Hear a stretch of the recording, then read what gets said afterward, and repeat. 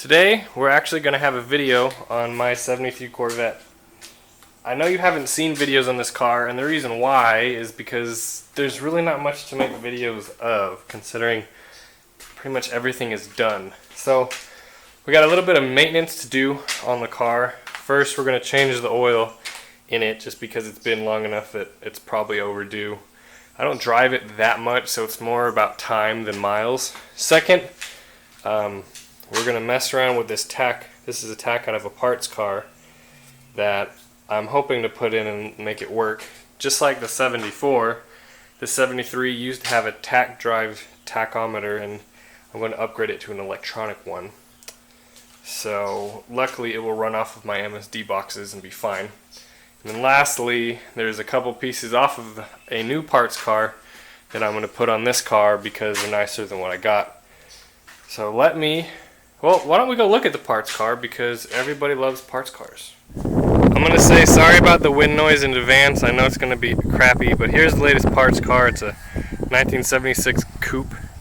So at one point this was a really nice car. Right now all the interior's out of it, but every single interior panel that came out of it was in really nice shape. So if you need any interior parts, let me know. So dash, center console, seats, door panels, everything.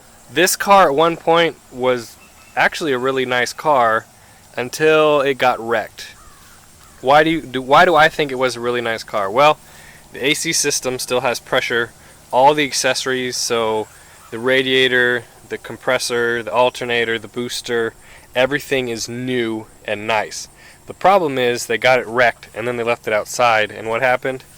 Well, the engine's full of water. So the engine is pretty much a core to be built, and the frame's bent. But other than that, it came with tons and tons of awesome parts, which I plan on using.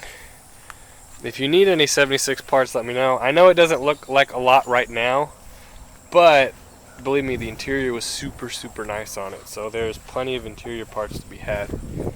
It rained a bunch, so it's kind of living in a puddle.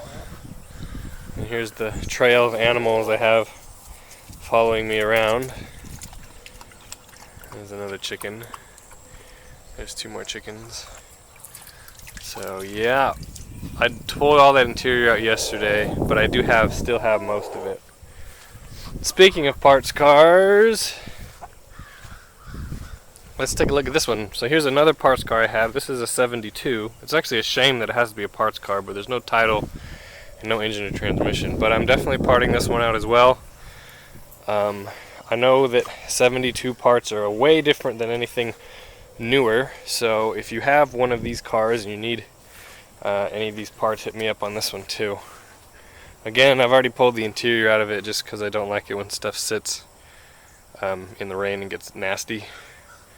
But yep, this was a crazy 70s custom at one point. It had the fixed headlights and it had the fender flares and all that kind of stuff, but definitely still have a lot of parts to come off of this. For example, this rear window, this removable rear window, I'm going to sell it as a complete kit where whoever gets it's going to have all the hardware so they can put it in their 73 to 77. So yep, there it is. Let me know if you need parts for this one too.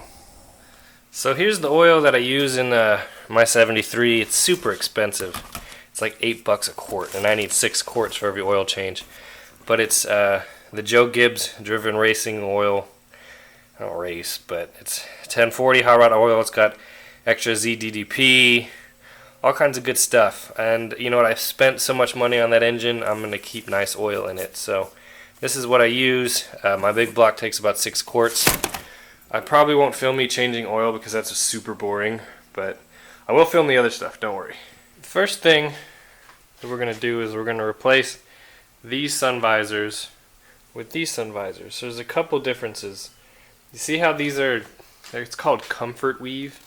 This is what came on these Corvettes when they had vinyl interior, not the deluxe interior. Remember, the difference is vinyl interior had vinyl seats, 80/20 loop carpet, and then the door panels didn't have this wood grain or the carpet on the bottom.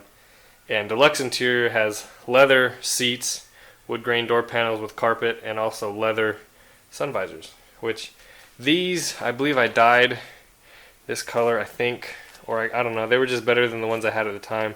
But we're going to take these out and put these other ones in and maybe figure out why this screw doesn't hold down. But these are decent sun visors. The problem is, you see how this kind of has a little bit of a flex before it goes up and down? A lot of times they break inside, and these ones are really, really nice. After looking at this, I figured out that I had these on the wrong sides. You can kind of tell by the way that these indentions are that this one's on the wrong side, because the post's supposed to follow that indent right there. Same with this one. So basically I've had it on the wrong sides for a long time, but that's okay because I'll fix it right now.